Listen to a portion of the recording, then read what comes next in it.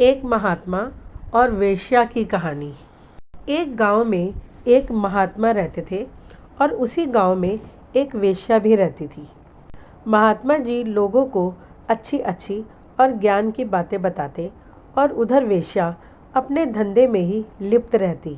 लेकिन उस वेश्या का रोज़ सुबह का एक नियम था कि वह सुबह सुबह नहा धोकर सबसे पहले अपने घर के मंदिर में भगवान की मूर्ति के सामने बैठकर अपने द्वारा किए हुए अपराधों की क्षमा याचना करती और भगवान ने जो कुछ भी उसे दिया है उसके लिए धन्यवाद भी करती।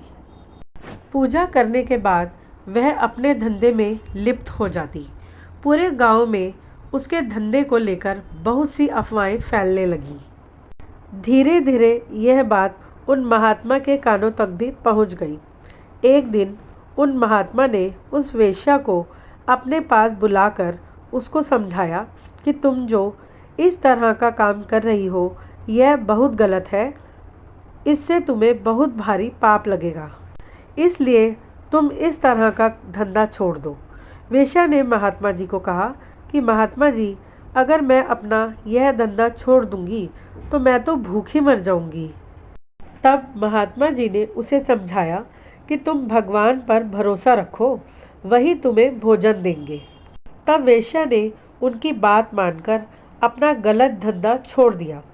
अब कुछ दिन तो उसने अपनी पहले से जमा की हुई पूंजी से काम चलाया, लेकिन जब वह जमा पूंजी खत्म हो गई तो वह महात्मा जी के पास जाकर बोली, महात्मा जी, मैंने आपका कहा मानकर अपना धंधा छोड़ दिया है, लेकिन मेरे पास जो जमा पूंजी थी वह पूरी समाप्त हो चुकी है, अब मैं क्या करूं?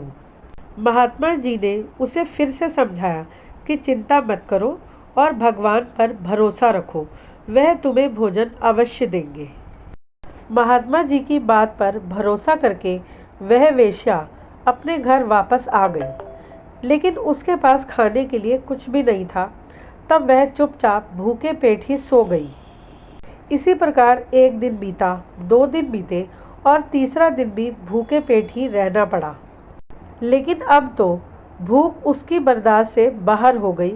तब वह वेश्या दोबारा से अपने इस गलत काम में लिप्त हो गई और वही रोज़ का नियम शुरू हो गया, अर्थात सुबह नहा धोकर मंदिर के आगे भगवान की मूर्ति से क्षमा याचना करना और भगवान को धन्यवाद भी देना, फिर अपने इस धंधे में लिप्त हो जाना। इसी प्रकार कुछ वर्ष बीत गए। कुछ समय बाद उन साधु महात्मा की मृत्यु हो गई और संयोगवश उस वेश्या की मृत्यु भी हो गई।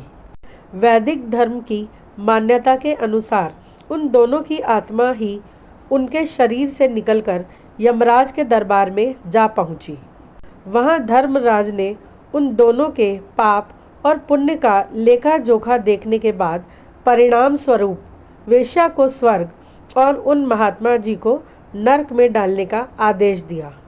यमराज का ऐसा आदेश सुनकर महात्मा जी यमराज से बोले कि हे धर्मराज, आप मेरे साथ इतना अन्याय कैसे कर सकते हैं? मैंने तो पूरा जीवन लोगों को अच्छे मार्ग पर चलने का उपदेश ही दिया है, किंतु फिर भी आपने मुझे नरक में भेजने का आदेश दे दिया, जबकि इस वेश्या ने जीवन भर केवल पाप कर्म ही किए हैं, फिर भी आप इसे स्वर्ग में भेज रहे हैं। यह आपका कैसा न्याय है? महात्मा की बात सुनकर धर्मराज गंभीर होकर बोले कि हम धर्मराज हैं, हमारे दरबार में कभी भी अन्याय नहीं हो सकता।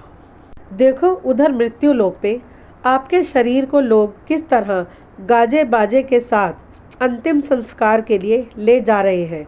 अब वे सब आपकी मूर्ति बनाकर आपकी पूजा किया करेंगे, क्योंकि आपके शरीर ने और आपके मुंह ने प्रवचन किया था, इसीलिए आपके शरीर की सद्गति हो रही है।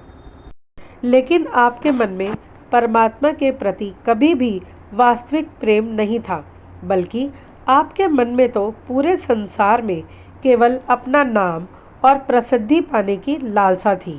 आपने कभी भी अपनी अंतरात्मा से परमात्मा का भजन सुमिरन नहीं किया, इसीलिए आप केवल नर्क के अधिकारी हैं। और उधर दूसरी तरफ देखो, उस वेश्या के शरीर ने सदा पाप कर्म किए हैं, इसीलिए उसके शरीर को इस प्रकार घसीट कर नाले में फेंक रहे हैं।